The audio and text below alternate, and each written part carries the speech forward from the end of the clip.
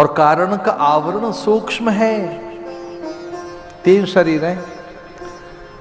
एक है ये स्थूल शरीर, और इसको हम सजाते हैं कपड़े से ढक रहे हैं इसे, तो कपड़े से आवरण कर रहे हैं, इसको ढक रहे हैं।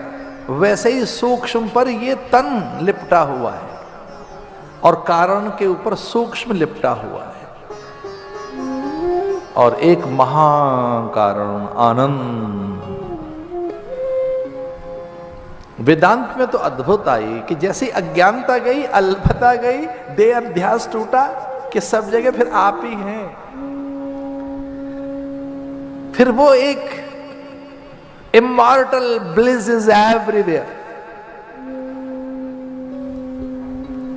जो न मरे, जो न खंडित हो, जिसमें कहीं अधूरापन नहीं है, वे एक आनंद आपके आसपास है। फिर एक सत्यता आपके आसपास है, फिर आप आनंद में हैं। फिर सच आपके पास तब है जब जड़ता गई देह की, देहाभिमान गया। जिस दिन देहाभिमान आपका चला गया, देह उपाधि है ये बोध आपको हो गया, फिर आप आनंद के अधिकारी हैं, स्वयं आनंद हैं आप। भरत को राज्य देकर वो निगल गए, उनके नाम से फिर ये भारतवर्ष, इससे पूर्व में से अजनाव वर्ष कहते थे। क्या शासन किया भरत ने कि वो भारतवर्ष कहलाया। आर्यावर्त है, जम्मू द्वीप है, भरतखंडे, भारतवर्ष है, कुरुक्षेत्र हरियाणा, कुरुक्षेत्र धर्म क्षेत्र, कुरुक्षेत्र नगर है, कपिस्थले कैथल नाम निगा दिव्य नगरियाम। ऐसा संकल्प में भारतवर्ष, संकल्प में फिर ध्यान ज्ञान में इसका परिचय भारतवर्ष हो गया। ऋषभ के पुत्र का, आदिनाथ के ज्येष्ठ पुत्र भरत ने ऐसा जीवन जिया कि इसको भारतवर्ष कहने लगे। भामानी ज्ञान से रहते, आनंद से रहते, जो प्रसन्नता से रहते हैं, जिसमें कोई अभाव नहीं। भारत, भैया इस देश का नाम है भारत, जो प्रकाश रथ है, आनंद रथ है, ज्ञान रथ है, जहां क्रियात्मक रचनात्मक जीवन शैली है। भारत, जहां भगवान आते हैं। भारत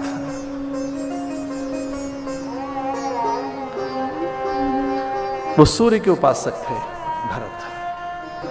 चंद्रमा मनसो जाति चक्षुर सूर्यो अजायत, चंद्रमा मन का स्वामी है, बुद्धि का स्वामी सूर्य है। चंद्र की उपासना से मन पर नियंत्रण करने का बल मिलता। चंद्र की कलाओं से, कौमुदीय कलाएं आजकल तो जो ये नित्य तिथियां चल रही हैं, आज के दिन तो सूर्य की उपासना का दिन है, छठ मैया का दिन है आज का दिन, तो षष्ठी का, सूर्य षष्ठी। अरे देखो पूर्वांचल में जाकर किस ढंग से आज सूर्य की उपासना हो रही है। छठ मैया के सूर्य षष्ठी का दिन है आज का। पूर्वांचल में, उधर पूरा देश जो पूर्वांचल का देश है, उसमें बिहार, उत्तर प्रदेश, बंगाल, उधर के ये सारा का सारा पूर्वांचल सूर्य षष्ठी में मग्न है। 36 घंटे का व्रत है, निर्जला व्रत। जल नहीं पीती वहां की माताएं, घंटों घंटों खड़ी रहती हैं, कोई घुटने तक जल में, कोई नाभि पर्यंत, कोई कंठ पर्यंत, सूप हाथ में लेकर, आज लेकर सूर्य को प्रणाम करने के लिए। षष्ठी का आदर इतना है, एक एक कलाओं का आदर है भारत में। प्रतिपदा, द्वितीया, तृतीया, चतुर्थी, पंचमी। प्रतिपदा माने शुक्ल प्रतिपदा, जो जननी है काल की, जो जननी है जीव की, ब्रह्मा की, मनु की, जिस दिन मनु धरती पर आए, प्रतिपदा। द्वितीया माने यम द्वितीया, दूज। तृतीया माने कज्जली तृतीया।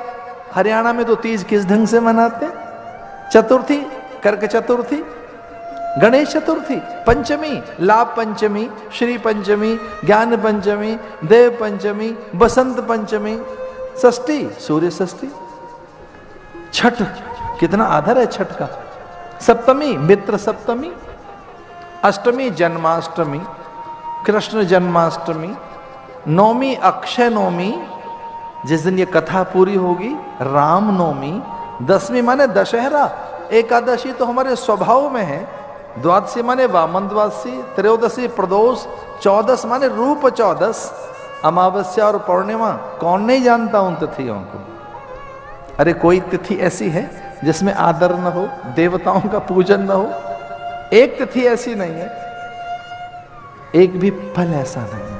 पर आज सूर्य षष्ठी का दिन है, सूर्य की उपासना का दिन है, तो चंद्र की कलाओं से मन नियंत्रित होता है, सूर्य की उपासना से बुद्धि में प्रखरता प्रकाश आता है, ठीक निर्णय लेने की सामर्थ्य आती है, और हाँ, हम आत्म प्रकाश को उपलब्ध हो जाते हैं। सूर्य की उपासना व्यक्ति को तेजस्वी बनाती है, क्योंकि सूर्य में जीवन का वास है।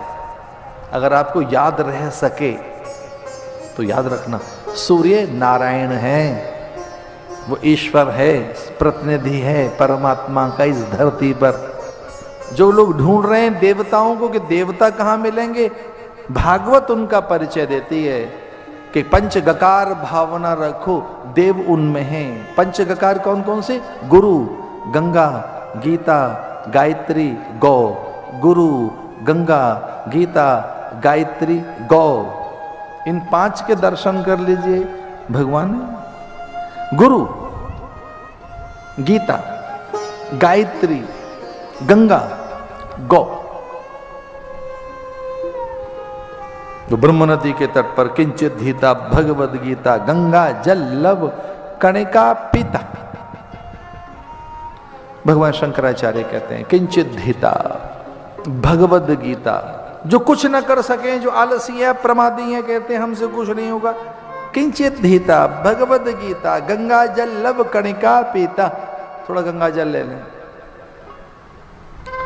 बताएंगे गौ, गंगा, गायत्री, गुरु की महिमा जरूर, लेकिन सूर्य की उपासना करके भरत सिद्ध हो गए।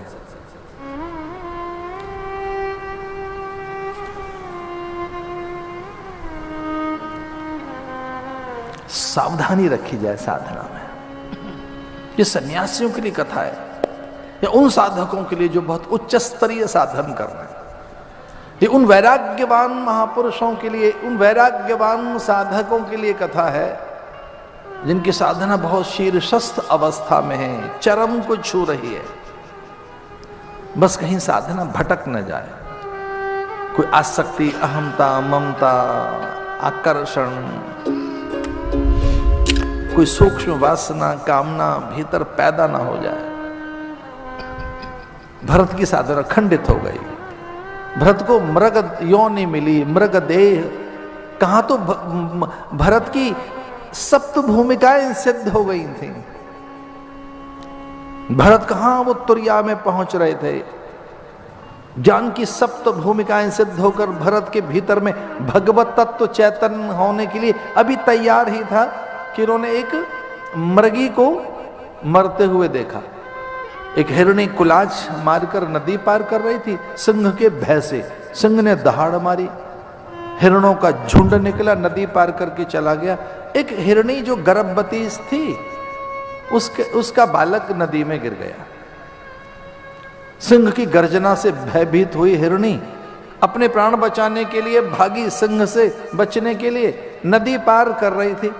तो गर्भ का बोझ और सिंह की गर्जना के से भय, गर्भ वैसे भी तैयार था, तो नदी तो पार कर गई हिरणी, लेकिन बीच धार में उसने जन्म दे दिया अपने बालक को। मृगी ने मृग बाल को जन्म दिया, खुद नदी के उस कोने में जाकर प्राण दे बैठी। अचेत थी, भयभीत हो गई, प्राण चले गए हिरणी के, और उसका बालक नदी में गिर पड़ा। जन्म लेते ही नदी में गिर पड़ा बालक। ये दृश्य देखा भरत ने। बस भरत कूद पड़े नदी में, उसे निकाल लाए बालक को, उसके प्राणों की रक्षा करने लगे। ये साधु का औदार्य है, साधु के भीतर की दया है, ये साधु का स्वभाव है, ये धर्म भी बनता है। लेकिन धीरे धीरे उसमें आसक्ति हो गई भरत की। उसे हरी हरी पत्तियां लाने लगे, दूध फल फूल खिलाने लगे, भगवान के प्रसादी, फिर उसी में रम गए, बस उन्हीं में मन चला गया। आप गृहस्थ हैं, इन दो शब्दों को समझिए। अगर आप ये दो शब्द समझेंगे आपको बहुत राहत मिलेगी। एक है राग बुद्धि, दूसरी है कर्तव्य बुद्धि।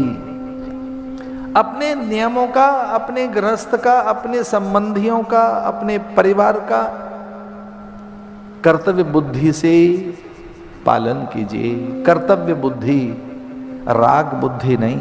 राग का अर्थ है अटैचमेंट, राग का अर्थ है उलझना। राग कहां से पैदा होता है? सुखानुसाई राग, जहां से सुख की कामना आएगी, सुखा से सुखाभास, अपनेपन का, वहां राग हो जाएगा। राग माने अटैचमेंट, राग बंधनकारी है, राग उलझा देगा। कर्मानुबंधिनी मनुष्य लोके, कभी बंधन नहीं खोल पाओगे अपने।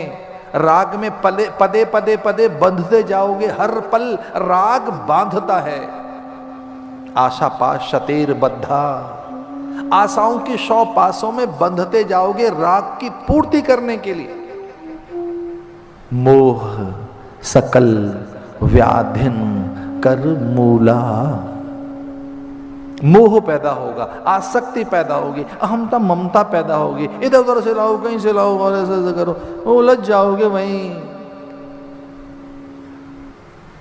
हमारे संत जन ऐसा सुनाते थे, उसके अर्थ बिल्कुल समझ लेना, कहीं ऐसा ना हो कि उसके गलत अर्थ लगा लें आप। उसके समझिए अर्थ क्या है। बोले 2 पैर हैं तब तो ठीक ठाक है, 4 हो गए तो पशु जैसा हो गया, पत्नी भी हो गई, 2 उसके तो अपने। अगर कर्तव्य बुद्धि नहीं है तो पशु जैसे हो जाओगे। एनिमल एटीट्यूड, पशुवत। भरण पोषण करो, यहां से लाओ, वहां से लाओ, पशु। एक और बच्चा हो गया, कितने हो गए? 6 पैर। और 6 जानते हो किसके होते हैं? मधुमक्खी के। इधर उधर से लाते रहते, यहां से लाओ, वहां से लाओ, बच्चा भी हो गया एक। फिर बच्चे के भी बच्चा हो गया तो 8 हो गए। और 8 किसके होते हैं? मकड़ी के। वेब डिजाइनिंग करती है वो, उसी में उलझकर मर जाती है। क्या गजब की वेबसाइट तैयार की उसने सबको उलझाने के लिए। जो वेब डिजाइनिंग है वो मकड़ी से ही तो बनी है। ये जो वेबसाइट बनी है कहां से आई है? ये जो मकड़ जाल है, वेबसाइट माने मकड़ जाल। जो वेब डिजाइनर हैं वो कहां से लिया उन्होंने वो कॉन्सेप्ट? मकड़ी से। तो मकड़ी पता है क्या समझती है? कि मैं सबको उलझा लूंगी, सब फंसेंगे यहां कर, मैं बची रहूंगी। मकड़ी कहती है मेरा कोई क्या बिगाड़ेगा, जिग जैग जिस ढंग से मैंने जाल बुनाए सब इसमें फंसेंगे। क्या जाल बुनती है मकड़ी? वो कहती है मैं बची रहूंगी, मुझे नहीं, मैंने तो खुद बुना है, ये मेरी खुद क्रिएशन है, मैंने ही तो बनाया है, ये सब मेरी तो उपज है। मुझे तो योग युक्तियां आती हैं, कहां से निकला जाएगा, कौन सा रास्ता है, मैंने ही तो अपने थूक से बनाया है। ये है क्या? मैंने ही तो रचा है ये संसार अपना। एक दिन मकड़ा आता है और वे सारे जाल को काटते हुए उस तक दौड़ता है। एक मकड़ा आता है, कोई काल आता है। कहां गई मकड़ी? अगर राग बुद्धि से हम जी रहे हैं तो अपने मकड़ जाल में उलझे हुए पाए जाएंगे या कि वहीं मर खप जाएंगे।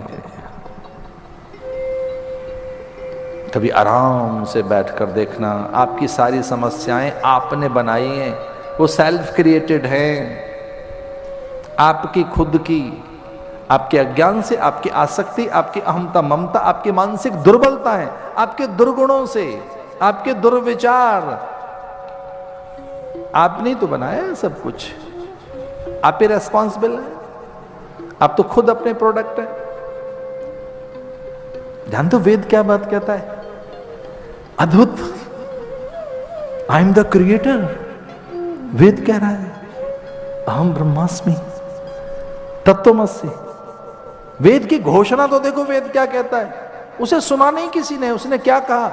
आई एम द क्रिएटर, मैं क्रिएटर हूं, मुझे क्या बनाना है मैं वैसा बन सकता हूं, मुझे क्या बनना है कौन रोक सकता है, जो मैं होना चाहता हूं वो हो सकता हूं। बस मैं होता नहीं, मैं बन नहीं पाता। मुझे आसक्ति, अहमता, ममता, मेरी दुर्बलताएं, मेरा भीतर का मोह, मेरी राग बुद्धि मुझे बांध कर रखती है। गीता के अनुसार कहां कहां? आशा पाश शतेर बद्धा, 100 आशाओं की पाशों में हम बंधे रहते हैं।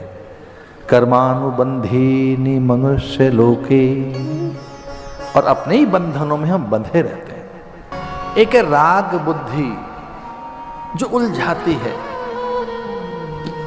जो बंधन कारक है।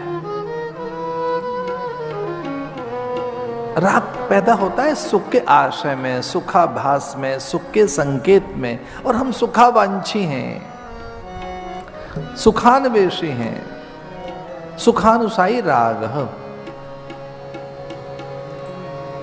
तो राग बुद्धि में जीवन जीने लगे वो। एक एक कर्तव्य बुद्धि, ड्यूटी पूरी करो and free, duty then free. अपनी ड्यूटी है और उसके बाद फ्री। हमेशा अटके रहें, उलझे रहें, इनके भोग भाग्य से, प्रारब्ध से लड़ते रहें? नहीं नहीं, संवेदनाएं मत खो देना, जड़ मत हो जाना, संवेदनशील बने रहना, उनकी विपत्ति में उनके संग रहना, लेकिन उलझ उलझ कर वहां मर न जाएं। ये संसार झाड़ और झांकर उलझ उलझ मर जाना है, रहना नहीं देश बेराना है। एक कर्तव्य बुद्धि के साथ जिए। अब कल्पना कर सकते हो ऋषभ के पुत्र भरत की क्या दुर्गति हुई? वो मृग योनि में गए,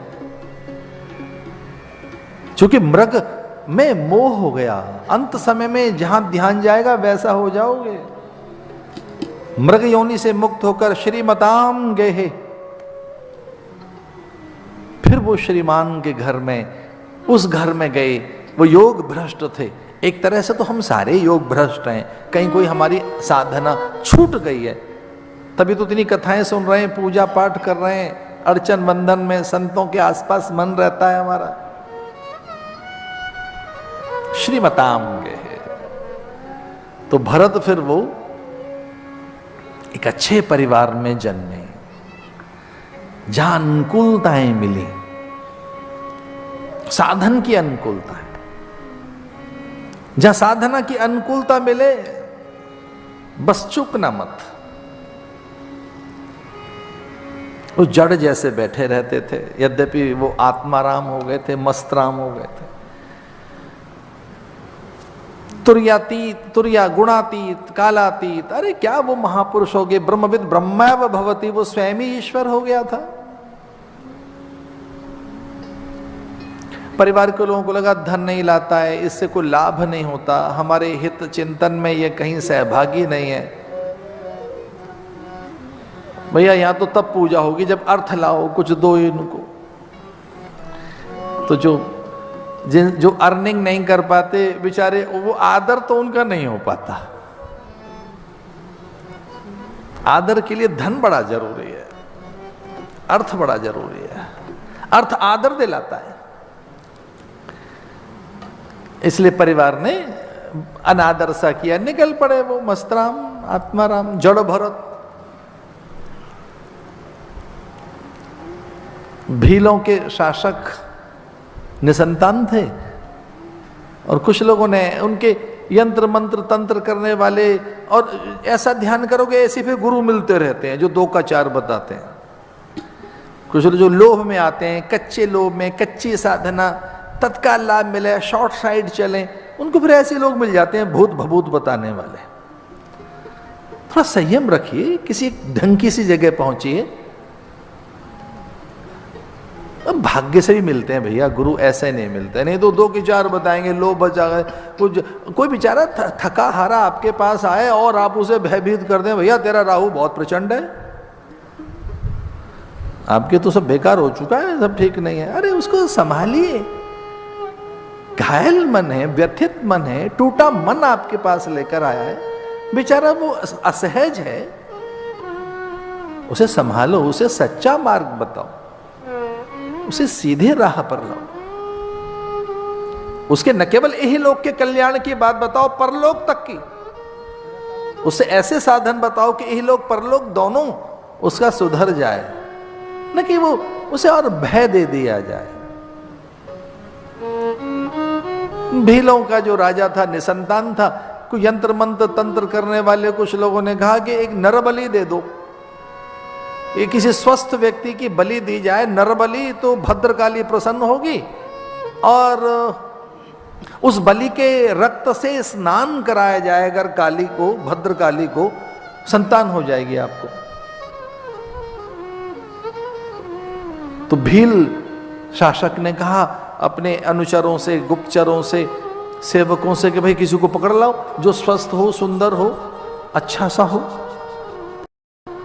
तो कोई और तो मिला नहीं, भरत ही मिल गए, जड़ भरत, ये गुरुजी मिल गए उनको।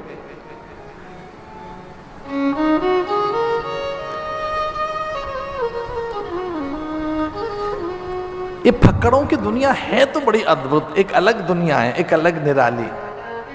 इनकी अलग लाली रहती है चेहरे पर, ये लाल तो होते हैं गूदड़ी के लाल, देखने में ऐसा लगता है साधु, पर पूरी कायनात उसके साथ चलती है।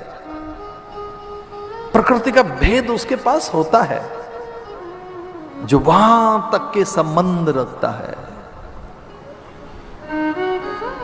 बस उसे पकड़ लाए। और ऐसे वो निर्वैर, निर्वैद्य, वो थे निश्चिंत, उनकी आत्मनिष्ठा इतनी प्रचंड, वो देह से परे रहने वाला साधु, जिसमें देह का कोई अभिमान ज्ञान भान नहीं, देहातीत, रूपातीत, गुणातीत, भावातीत, एक आनंद में, एक ट्रांस में।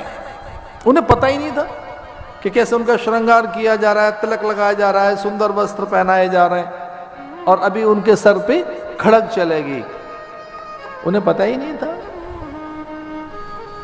ब्रह्मागनो ब्रह्मणा होतम ब्रह्मैव तेन गंतव्यम ब्रह्म कर्म समाधिना ब्रह्मार्पणम ब्रह्म हवि ब्रह्मागनौ ब्रह्मणा होतम। एक ही चीज है वो सब, ब्रह्म ही अग्नि है, ब्रह्म ही आहुति है, वही पच रहा है, वही पचा रहा है, वही अन्न है, वही भोगता है, वही दे रहा है, वही होता है, वही ऋत्विज है, वही आचार्य है, वही यजमान है, वही मंत्र है, वही अग्नि है, वो चुरू है, वही आशीर्वाद है। टोटलिटी में एक है बस, वो और कोई दूसरा नहीं है। ब्रह्मार्पण ब्रह्म हवि ब्रह्माग्नो ब्रह्मणाहुतम, अग्नि भी वही है, उसमें चुरू डालने जाने वाला भी वही है। हवि जो पच रहा है, पचने के बाद जो पाचक रस, रक्त, मांस, मेद, रुधिर, वीर्य, धातु, जीवन जो बन रहा है, पर्जन्य से आने वाला वो आर्द्रता, वो जल भी वही है, ईश्वर भी वही है, वही होता है, वही ऋत्विज है, वही आचार्य है, वही यजमान है, और वही यज्ञ का फल है, वो स्वयं यज्ञ वही है।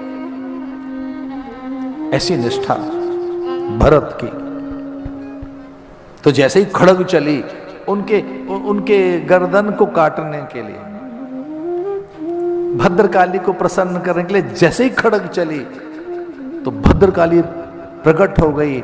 खड़ग उन दुष्टों के हाथ में से लेकर उन नरों के मुंड वो उतारने लगी और मुंडों से खेलने लगी। एक ब्रह्मज्ञानी का अपमान वो सहन नहीं कर सकी। प्रतिमा में से देवी निकली और उन दुष्टों का उसने वध कर डाला। और ये इतने मस्तराम थे, ने यही नहीं पता लगा कि काली भी प्रकट हुई है।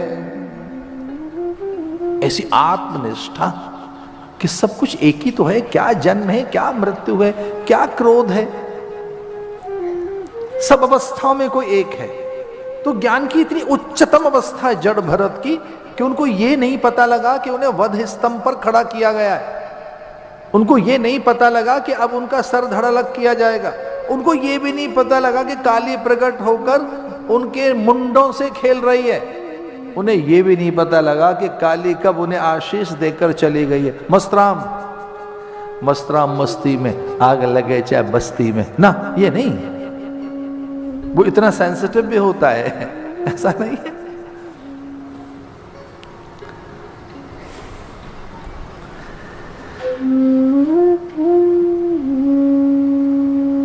कभी कभी ये बात हम कहते हैं जो आपको बहुत अच्छी लगेगी कि कोई एक ऐसा पल याद करो जिसका स्मरण करते ही आपको आनंदानुभूति हो, गौरवानुभूति हो, आपको लगे कि बस वो इतिहास रच दिया गया, आपको लगे कि ऐसा कुछ और हो नहीं पाएगा जीवन में फिर कभी, इतना महान, इतना उच्चतम, इतना श्रेष्ठ। कोई बड़ा काम क्या हुआ आपने अपने जीवन में, कोई बड़ा काम तो याद करना, एक बस, कोई एक पल, कोई एक कर्म, कोई एक घटना, केवल एक, 2 3 4 5 नहीं, जो बड़े से बड़ा आपने कुछ किया है, बड़े से बड़ा कुछ आपने किया है। क्या आपने किया है बड़े से बड़ा? ऐन्द्रिक संयम, उत्सर्ग, दूसरों की सेवा, सहायता, दूसरों के दोषों को भुलाया है, किसे ऊंचे अवसर दिए हैं, किसकी प्रगति के आप कारण बन गए, किसी की दरिद्रता आपने छीन ली है, किसी के आसपास आपने उचित अवसर की खेती बो दी है, किसी की बहुत ऊंचाइयां आपके कारण हैं। याद तो करके देखो कि किसी की बहुत ऊंचाइयां केवल आपके कारण हो, किसी को प्रसन्नता, सुख, स्वास्थ्य, सम्मान, सौंदर्य, सत्ता और जय जयकार केवल आपके द्वारा मिली हो, ऐसा याद करके देखो। इंद्रियों का संयम। लेकिन एक सच है, अगर आप कोई बड़ी चीज याद कर रहे हैं तब वो पारमार्थिक होगी, वो परोपकार से जुड़ी होगी, वो बहुत श्रेष्ठ होगी, जिसमें दान होगा, दूसरे का सम्मान होगा, लोक के कल्याण के निमित्त आपके कुछ अर्पण और समर्पण के भाव होंगे। याद तो करके देखो, कोई बहुत ऊंची उड़ान जो आपने कभी भरी हो, जीवन में बहुत ऊंचा कुछ किया हो आपने, फिर ऐसा ना कर पाए हो।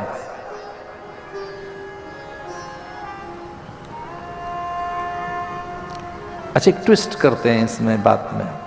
अच्छा, कुछ ऐसा सोच के देखो, इतना बेकार, इतना निंदनीय कि आपको याद करते लज्जा आए, अपने से घृणा हो, आप आंखें न मिला सकें, स्वयं से भी आप भयभीत हो जाएं।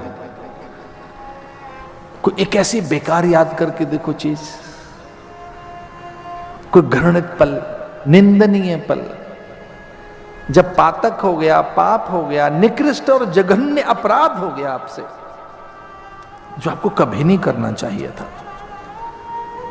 जिसके स्मरण से ही आपको भय आता है, ग्लानि आती है, अनादर होता है, अपने प्रति एक बहुत हीनता अनुभव हो। इसका अर्थ है कोई पाप कर बैठे आप, जिसको याद करते ही भय लगता है, दुख होता है, ग्लानि होती है, उसके प्रकाशन से भयभीत होते हैं हम। उसे गोपनीय रखें तो व्यथा होती है, ग्लानि होती है, हेत आती है, भीतर में छोटापन अनुभव होता है। याद तो करके देखो, कोई दो चीज, एक तो बहुत घृणित अधम और एक कोई बहुत श्रेष्ठ, उन दोनों के बीच में एक बहुत बड़ा अंतर खींच के देखो। एक तो कोई आसमान जितनी ऊंची चीज आपने की हो, एक कोई बहुत बेकार आपने की हो। तो जो बहुत ऊंची आपने की है वो कितनी सुखदाई है, उसमें कितना आदर मान है, उसमें अपने लिए कितनी श्रेष्ठता है, और जो बेकार हुई है सचमुच वो कैसा पाप हो गया। बस इतना याद रखना, कुछ ऐसा कभी मत करना जिसको याद करने से आपको छोटापन अनुभव हो, ग्लानि हो, तिरस्कार की भावना पैदा हो, आपका अपयश हो। क्योंकि जीवन एक अभ्यास का नाम है, एक बड़े अभ्यास का नाम है जीवन। हमने एक अभ्यास किया अपने जीवन में, उसका हम परिणाम है। जब वृत्तियों की असुरता प्रचंड हो गई, जब वृत्तासुर बड़ा हो गया, और जब वो किसी से नहीं मारा जा रहा था, तो दधीच ने अपनी अस्थियों का दान कर दिया। ये बड़ा काम कर दिया दधीच ने, अपने प्राण उत्सर्ग कर दिए, जीवन का दान दे दिया। दधीच ने कहा देवगुरु बृहस्पति और इंद्र से मेरी अस्थियां ले जाओ, अगर मेरी हड्डियों से, मेरी अस्थियों से वृत्तासुर का नाश होता है, इन्हें ले जाओ। शर्त क्या थी? एक ऐसे महात्मा की अस्थियों से तेरी मृत्यु होगी जिस महात्मा ने स्वप्न में भी क्रोध न किया हो, जिसको सपने में भी गुस्सा ना आया हो। कितनी ऊंची बात है। अच्छा, क्रोध आता कहां से है? हमें क्रोध न आए इसके लिए क्रोध के कारण क्या है वो ढूंढें। क्रोध कामना की कोख में पलता है। जब कामना की पूर्ति नहीं होती, हमारी कामनाओं की जब पूर्ति नहीं होती, तब असफल विफल अनुभव करते हैं, झल्लाहट सी आती है। कुछ लोग इसलिए भी गुस्सा कर रहे हैं कि वो फेलियर हैं, वो खुद ही फेल हो गए। अपनी असफलता में कई बार गुस्सा आता है, अपनी विफलता में। जब कामना की पूर्ति नहीं होती तब क्रोध आता है। काम की कोख में से क्रोध पैदा होता है। तो अगर आप निष्काम हैं, आप्तकाम हैं, पूर्ण काम हैं, तो क्रोध कहां से आएगा? जब काम ही नियंत्रित है और आप निष्काम हैं, पूर्ण काम हैं, आप्तकाम हैं, तो क्रोध कहां से आएगा? इसलिए आप्तकामता पैदा करो, पूर्ण कामता पैदा करो, निष्कामता पैदा करो। और ये आप्तकामता, पूर्ण कामता, निष्कामता आदि आदि क्या है? भगवत भक्ति। अगर आपने निवेश किया है पूरे जीवन को भगवान में, निवेश कर दिया है, पूरा विनियोग कर दिया है, पूरा समर्पण कर दिया है, आप ही किसी के हो गए हैं, तो फिर आप में कोई काम नहीं रहेगा। जैसे क्रोध किन किन में आता है ये जानने के लिए भृगु को कहा जरा पता तो लगा के आओ कौन कौन से देवताओं में क्रोध आता है और किन को नहीं आता। भृगु जी पहले अपने पिता के पास ही चले गए, ब्रह्मा के पास। ब्रह्मा ने पूछा, अरे भाई भृगु, आपको देख के ऐसा लगता है कि कुछ जानकारियां लेने आए हैं, मेरा मन कुरेदने आए हो, मेरा अंतःकरण पढ़ने आए हो, मेरे स्वभाव को जांचने आए हैं। उसने कहा, हाँ पिताजी, आप मेरे गुरु भी हैं, मेरे पिता भी हैं, मेरे आदर्श भी हैं। देवताओं ने मुझे ये आदेश दिया है कि मैं देख कर आऊं किस किस को क्रोध नहीं आता और किसको आता है, तो पहले मैं आपके पास ही आया हूं। तो ब्रह्मा ने कहा, निर्लज्ज, तू मेरा पुत्र होकर मेरी परीक्षा लेगा? मेरा पुत्र मेरी परीक्षा लेगा? तेरे पुण्य क्षीण नहीं हो जाएंगे? बोले, पिताजी हाँ, मुझे ऐसा नहीं करना चाहिए था, पर मैं समझ गया कि थोड़ा थोड़ा गुस्सा आपको आता है। ठीक है, मुझे ऐसा तो नहीं करना चाहिए था, ये मेरी निर्लज्जता तो है ही।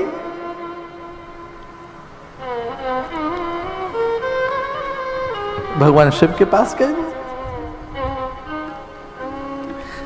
शिव ने कहा, देख भाई, अगर मैं मनी मन, भगवान ने कहा कि अगर मैंने आवेश न दिखाया तो ये मुझे बड़ा मान लेगा, मैं तो वैसे ही महादेव हूं, देवादिदेव हूं। अपनी सिद्धि क्या करनी, अपनी प्रसिद्धि क्या करनी, अपने को बड़ा क्या बताना, अपने को बड़ा सिद्ध करना कोई अच्छी चीज नहीं है। यही तो पतन का कारण है। पार्वती से भगवान शिव कहने लगे, देख पार्वती, ये जो आ रहा है ऋषि, ये क्रोध जांचने के लिए आ रहा है, और अगर मैंने क्रोध न किया तो मैं बड़ा हो जाऊंगा, और अगर मैं बड़ा हो गया, मैं तो पहले से ही बड़ा हूं, देवादिदेव हूं, महादेव हूं, कर्म साक्षी, युग साक्षी, देव साक्षी, और तो और स्वयं साक्षी। मैं कर्म का साक्षी हूं, देवताओं का गवाह हूं, युग साक्षी, मेरे सामने युग पैदा हुए, और तो और ईश साक्षी, जो ईश्वर है वो मैंने जान लिया है, मैं उसका गवाह हूं, ईश्वर क्या होता है, और तो और स्वयं साक्षी, मैं तो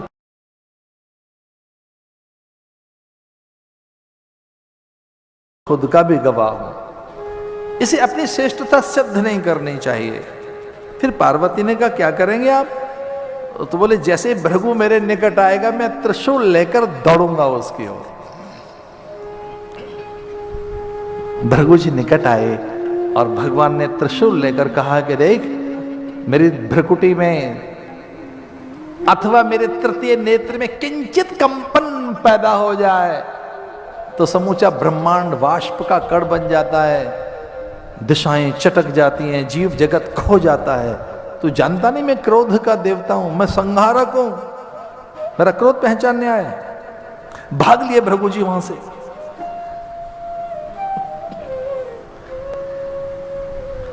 हाफ रहे थे भृगु जी। तो भृगु जी से तब पूछा क्या हुआ, कि भाई पूछो नहीं क्या हुआ, मेरे पिता को तो बहुत क्रोध आता है और शिव तो क्रोध का ही देवता है, वो तो शिव माने संहारक है। तो देवताओं ने कहा कि देखो नारायण के पास मत जाना, कहीं अनर्थ ना हो जाए।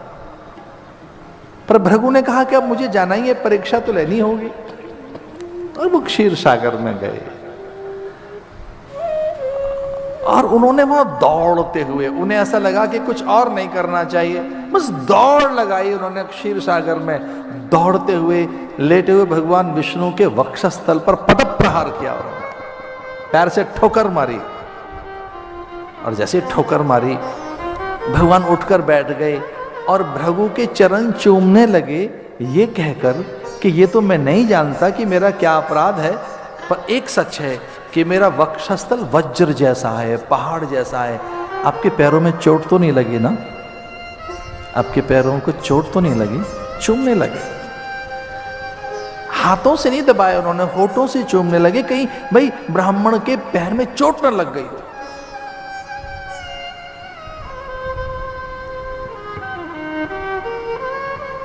जो सबसे प्रेम करते हैं उन्हें क्रोध कैसे आ सकता है? कभी नहीं। क्रोध तो काम में से आता है, और नारायण तो ऐसा देवता है, उसे क्रोध तो करना आता नहीं, वो तो क्रोध का रिहर्सल करता है 2-3 दिन तक, अभ्यास करते हैं। गुस्सा है, गुस्सा है, उकसा रहे हैं, बल्कि कितना उकसाया लक्ष्मण ने। कादर मन कहूं एक अधारा, आलसी लोग जो देव कहते हैं, प्रारब्धवादी, भाग्यवादी, भगवान सब ठीक करेंगे, हो ये भाई जो राम रच राखा, को कर तर बड़ा भाई साखा, ये सब ऐसी बातें हैं जो आलस पैदा करती हैं। उठाइए धनुष बाण, सागर से को रास्ता दे हमको। लक्ष्मण के कांधे पे हाथ रखकर भगवान ने कहा शांत, कोई बात नहीं, देखते देखते।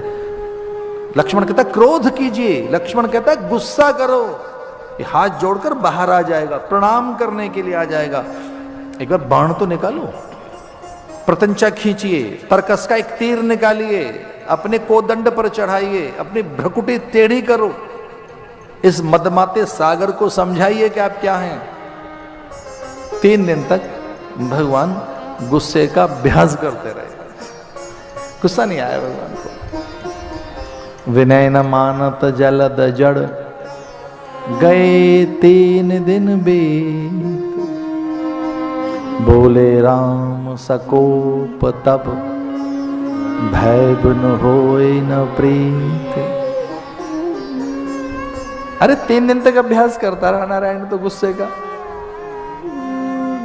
भगवान करे आपको भी ऐसा ही गुस्सा आए कि 1 महीने तक आप रिहर्सल करें फिर भी ना आए। घर के लोग पूछा कर क्या रहे हो, कि भी थोड़ा टेम्परामेंट लूज करने के लिए, थोड़ा कुछ और हो जाए, मूड खराब करने की कोशिश कर रहे हैं, हो नहीं रहा है, मूड स्पाइल करना चाहते हैं। और हमारे कुछ लोग तो भरे हुए हैं, सुबह से तैयार हैं, कोई मिले बस हंटिंग पे निकले हैं, वो भरे हुए हैं। कितनी सुंदर बातें हैं जिसमें क्रोध है ही नहीं, सपने में भी नहीं। ऐसी अस्थियां जिसकी हों उससे वृत्तियों की असुरता ठीक होगी। इसका जानते हो क्या है? करुणा, प्रेम। अपराधी को दंड से ठीक नहीं किया जा सकता।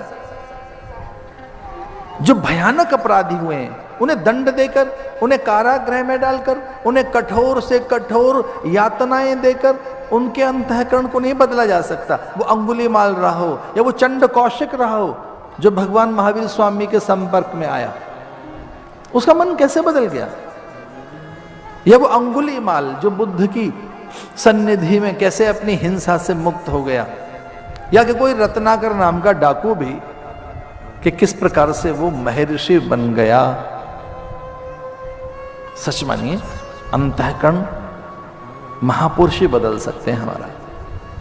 रूपांतरण प्रेम में हो सकता है, करुणा में हो सकता है। दंडित करके आप किसी को बदल नहीं सकते, प्रेम से शासन कर सकते हैं आप। और हाँ, एक चीज और है कि क्रोध में 24 घंटे आप रह भी नहीं सकते, प्रेम में 24 घंटे रह सकते हैं। जिन्हें बहुत गुस्सा करना आता है वो 24 घंटे, 36 घंटे, 48 घंटे का एक रिकॉर्ड बनाए अपने गुस्से का, और घर के लोगों से कहें कि हमें प्रवोक करते रहिए, हमें एक हफ्ते तक गुस्से में रहना है। नहीं रह सकते आप, प्रेम में रह सकते हैं आप। 24 घंटे नहीं, 24 साल,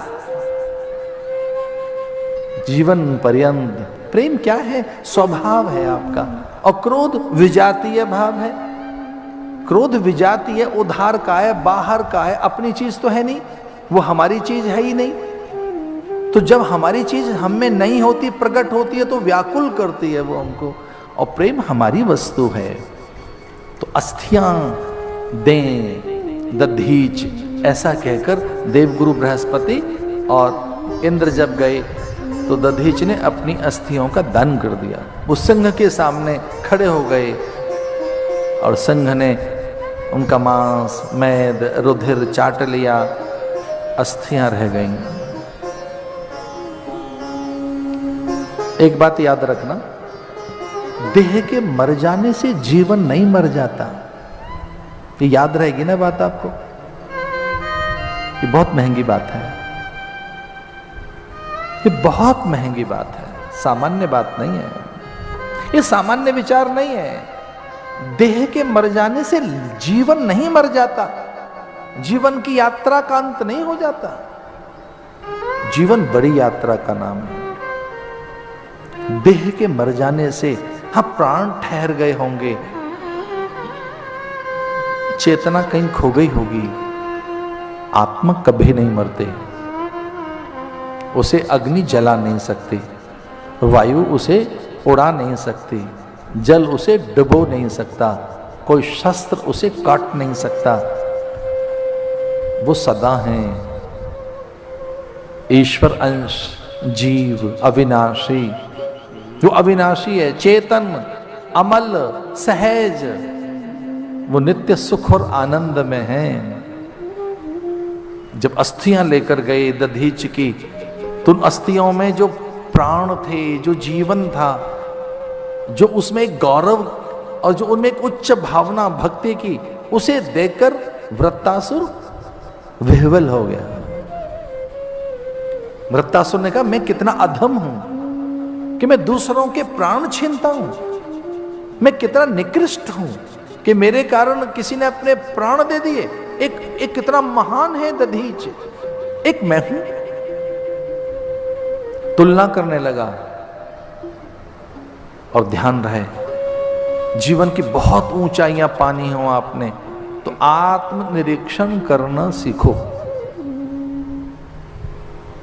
अगर आपको जीवन की ऊंचाइयां अर्जित करनी है, जीवन की श्रेष्ठता अर्जित करनी है, जीवन में दैवत्व चाहिए, भगवत्ता चाहिए, तो आप एक काम करें, आत्मनिरीक्षण कीजिए। और जिस दिन आत्मनिरीक्षण करने लगे, एक महसूस होगी दूसरे ही पल चीज, उसका नाम है आत्म सुधार। जिस दिन भी आप अपने को टटोलने निकले, जिस दिन भी अपना निरीक्षण करने निकले, आप में सुधार की मांग पैदा हो जाएगी कि मुझे सुधरना है, मुझे बदलना है। आत्मनिरीक्षण का परिणाम है आत्म सुधार।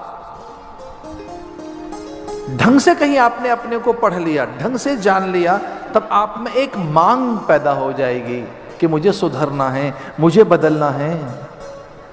और जब सुधरने की दिशा में आप यत्न करने लगेंगे, तब विकास का क्रम और फिर कहीं उच्चतम विकास, और उसका परिणाम जानते हो क्या है? आत्मनिर्माण। फिर अपने बड़े निर्माण में आप जुट जाएंगे। उसका फल जानते हो क्या है? आत्मोपलब्धि। फिर आप स्वयं उपलब्ध होंगे। ईश्वरोपलब्धि, भगवदोपलब्धि।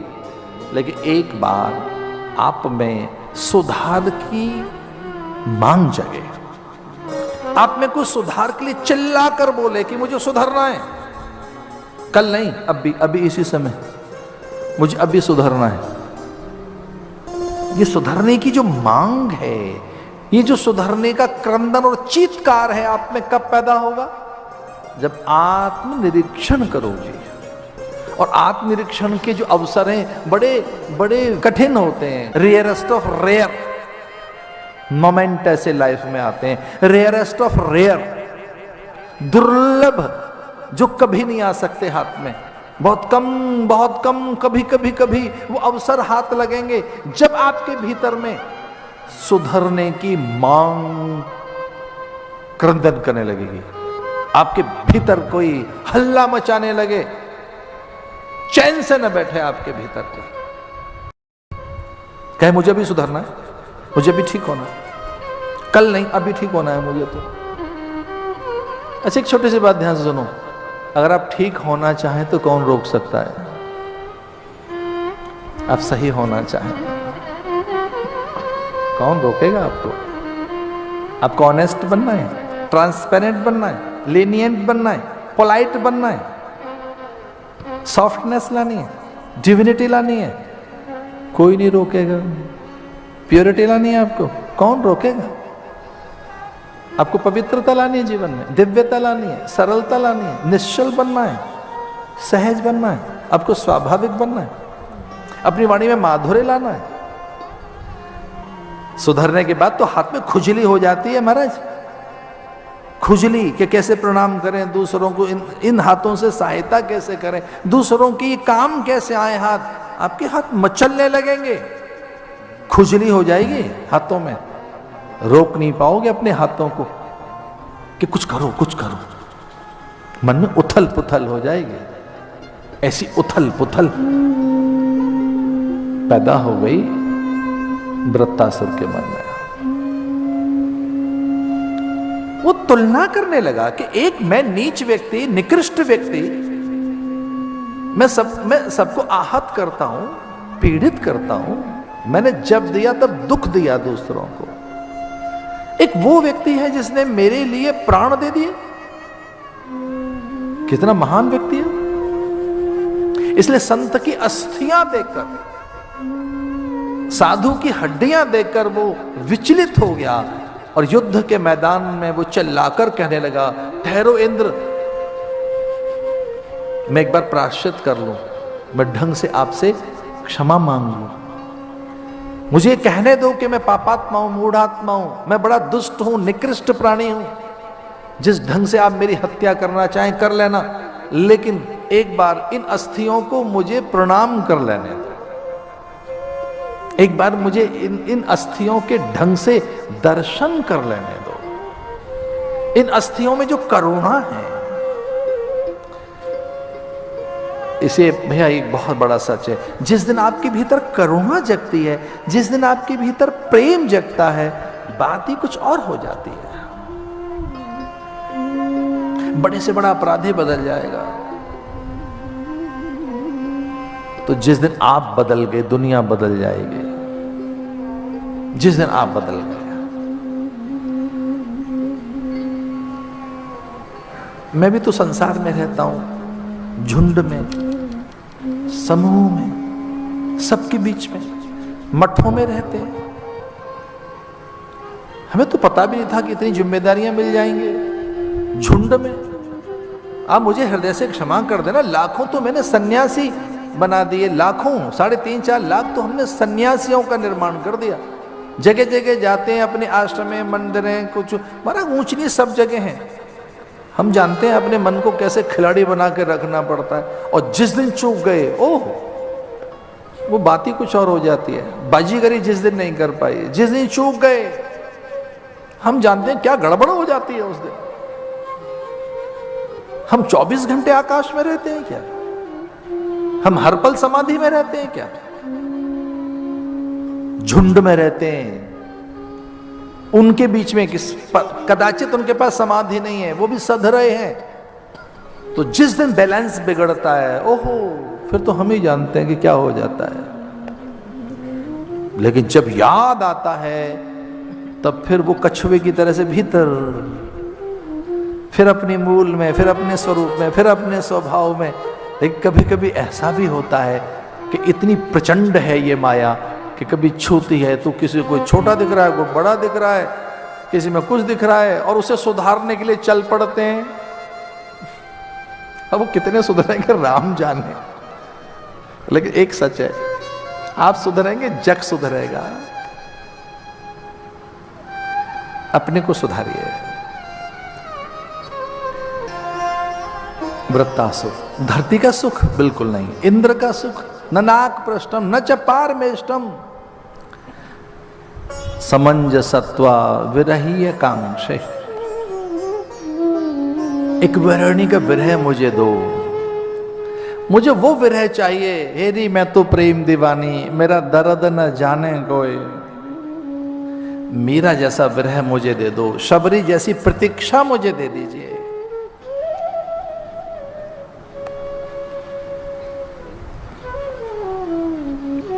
मुझे विरह दे दो, मुझे मिले नहीं परमात्मा, मैं ढूंढता रहूं, मुझे एकदम न मिल जाए वो, मैं भागता रहूं उसके पीछे और वो मुझे न मिले। समंजसत्वा विरहीय कांक्षे, मेरी आकांक्षा ये बनी है कि मेरा साधन सिद्ध न हो जाए, मैं साधन करता रहूं, साधन करता रहूं, विरह में रहूं। मुझे धरती का सुख, इंद्र का सुख, मैं इसलिए लड़ता रहा कि मुझे इंद्र का सुख चाहिए, स्वर्ग का साम्राज्य चाहिए। मैं क्यों लड़ता रहा? स्वर्ग के साम्राज्य के लिए। और सच मानिए, जो सांसारिक झगड़े हैं वो पैसे के लिए हैं, सम्मान के लिए हैं, वर्चस्व के लिए हैं, प्रभुत्व के लिए हैं, आधिपत्य के लिए हैं, नेतृत्व के लिए हैं, स्वामित्व के लिए हैं, बड़प्पन के लिए हैं। ये सारे का सारा व्यापार ईगो बेस्ड है, अपने अहंकार को बड़ा करने के लिए। और क्या? ये सारा का सारा जो झगड़ा झंझट है प्रभुत्वता, कि मुझे प्रभुत्व रहे, वर्चस्व मेरा रहे, आधिपत्य मेरा रहे, मेरा नेतृत्व रहे, मेरा स्वामित्व रहे। अच्छा, कुछ लोगों को तो सुख ही इसमें मिलता है कि कुछ लोग दास बने रहे, हम स्वामी बने रहे, कुछ छोटे बने रहे, हम बड़े बने रहे। मैं बहुत छोटा था और एक घटना, मैं छोटा सा किसी गांव में गया और वो घटना बड़ी अजीब सी है। तो एक कोई सामान्य व्यक्ति, उन दोनों रेडियो का जमाना था ना, रेडियो, तो सामान्य कोई व्यक्ति बेचारा रेडियो बजाता हुआ और टेरेलिन के कपड़े, टेरिकॉट, वो टेरीन जो आता था, प्रेस करो सूती कपड़े पे तो रिंकल पड़ जाए। तो हमारे झुंड में से एक व्यक्ति ने कहा कि देखो, अब ये भी टेरिलिन पहनेंगे, टेरिकॉट पहनेंगे, अब ये भी रेडियो बजाएंगे, क्या जमाना आ गया, ये भी देखिए। अच्छा, हमारा तो साहस नहीं पड़ा, हम तो बहुत छोटे थे, हम कह ही नहीं सके। यानी किसी और क्या रेडियो क्यों बजे, वो मैं ये कहना चाह रहा था। उस समय की बात मुझे याद आ रही है। हम बड़े बने रहे, एक्सक्लूसिव हमारे पास हो ये सब, और किसी के पास ना हो, और किसी के पास। मैं बड़ा तो मेरा बड़प्पन कब, जब कोई छोटा हो। कैसा सुख है ये कि किसी को छोटापन मिले, दरिद्रता मिले, कोई छोटे हों, उन्हें कुछ न मिले और हमें सब कुछ मिले तो हम बड़े कहलाएं। साधना में ये छोटी चीजें बहुत दूर चली जाती हैं। समंजसत्वा विरहीय कांक्षे। तो साधु की अस्थियां देखकर उसके जप तप का ऐसा प्रभाव कि अंतःकरण बदल गया। इसलिए सच मानिए, सत्संग आपको बदल देगा। आपका रंग रूप तो वही रहेगा, वर्ण जाति कुल गोत्र परंपरा तो वही रहेगी, घर मकान वैसा ही रहेगा, लेकिन मन बहुत ऊंचा हो जाएगा आपका। सत्संग आपके बड़े मन का निर्माण करता है, मन के बौनेपन को छीन लेता है सत्संग, मन को ऊंचाइयां देता है सत्संग। न मैं दिन में मरूं, न रात में, न सुबह न सांझ, न स्त्री से न पुरुष से। ये कहता है हिरण्याकश्यप, मैं ही रहूं, बस बड़ा मैं रहूं। ये अहंकार है। मैं किसी से न मरूं, मुझे कोई मार न सके, अरे ब्रह्मा, तेरे बनाए जीव से मैं न मरूं, न दिन में, न रात में, न सुबह, न सांझ, न स्त्री से, न पुरुष से। ब्रह्मा जी बड़े प्रसन्न हो गए, तथास्तु कहकर आ गए। ब्रह्माणी ने कहा, आप इतना कठोर वरदान देकर भी प्रसन्न हैं, निशाचर को इतना भयानक वरदान देकर आए। ब्रह्मा ने कहा, मैं उसे यह कहकर आया हूं, अरे हिरण्याकश्यपु, मेरी बनाई सृष्टि में तू किसी से नहीं मरेगा, लेकिन जिसने मुझे बनाया है उससे तो मरेगा। जिसने मुझे बनाया है, अब वो न दिन है, न रात है, सुबह है, न सांझ, वो तो सनातन है, सार्वभौम है, समीचीन है, प्रत्येक संदर्भ में नूतन है, सब में रह के भी सबसे न्यारा है। इसलिए प्रहलाद की रक्षा के लिए भगवान ने नरसिंह अवतार लिया।